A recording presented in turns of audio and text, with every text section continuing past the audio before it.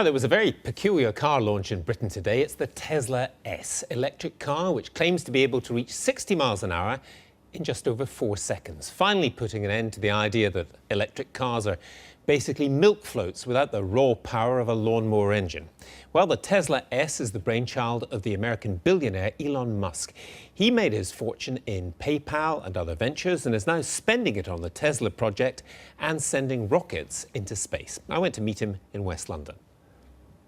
What we really tried to achieve with the Model S was to create a compelling electric car, something that was really different from people's prior experience. Because most people, last time they drove an electric car was probably a golf cart, or maybe a milk float.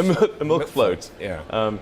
So that they're used to, their idea of an electric car is something that doesn't look good, isn't fast, doesn't have high performance, has low range. We wanted to break the mold of all of that, and so produce something that was beautiful, had high acceleration, incredible handling, had tons of capability, lots of room, and really was better than any gasoline car. That's what we sought to achieve.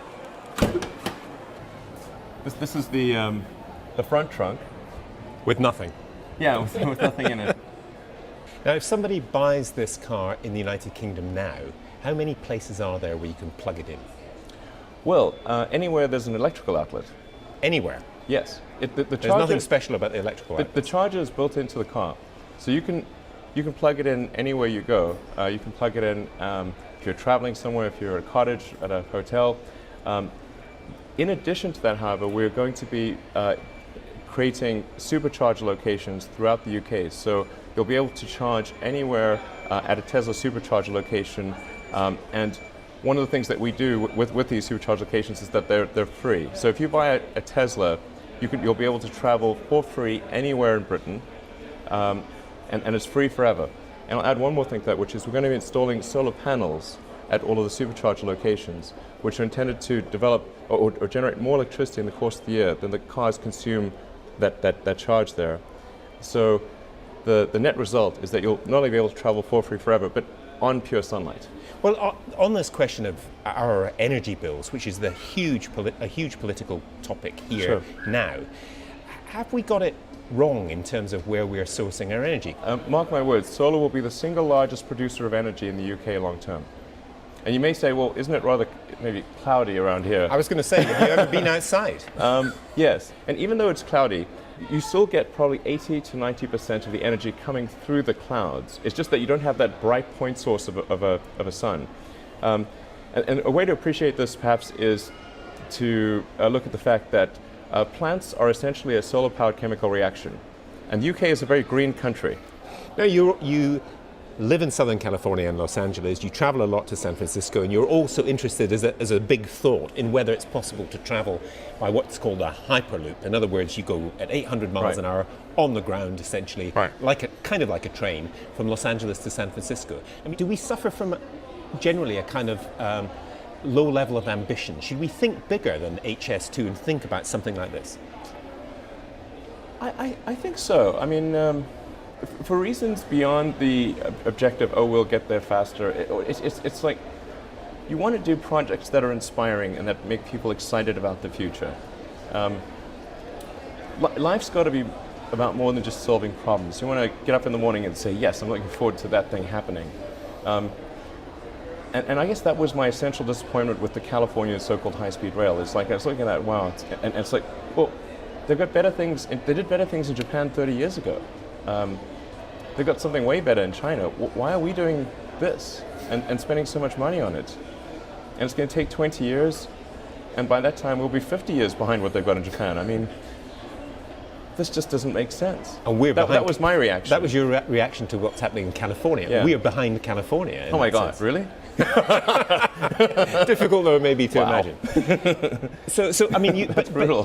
That's most unfortunate. The other big part of Musk's life is with his company SpaceX, which is committed to improving rocket technology and even getting the human race to other planets. Do you see, really, the future must be in space for the human race? Do you really see this? This is not science fiction, this is actually going to be a fact. Absolutely. I think history fundamentally bifurcates in one of two directions. Either we are a multi-planet species and out there exploring the stars, or we are a single planet species waiting around for some eventual extinction event. It's really that I personally I find more motivating, which is going and setting up a base on Mars would just be the greatest adventure ever. Not everyone's a fan. Back on Earth, Tesla sued the program Top Gear after it rubbished the Tesla Roadster. Tesla lost. So, what does Musk think about Jeremy Clarkson? I think, well, Clarkson's show is much more about entertainment than it is about truth. I think most people realize that, but not everyone. And I've actually enjoyed a lot of his shows, so it's not as though I just hate Top Gear or anything. He can be very funny and irreverent, but he does have a strong bias against electric cars, and he particularly seems to hate American. Like his two pet peeves are American cars and electric cars, and we're an American electric car, so we're in the worst possible situation for someone like Clarkson. So do you see this as missionary activity? You're over here trying to convert Jeremy Clarkson. I don't think there'll be any converting of Jeremy Clarkson. Okay. That seems quite unlikely. Right. Can you swim?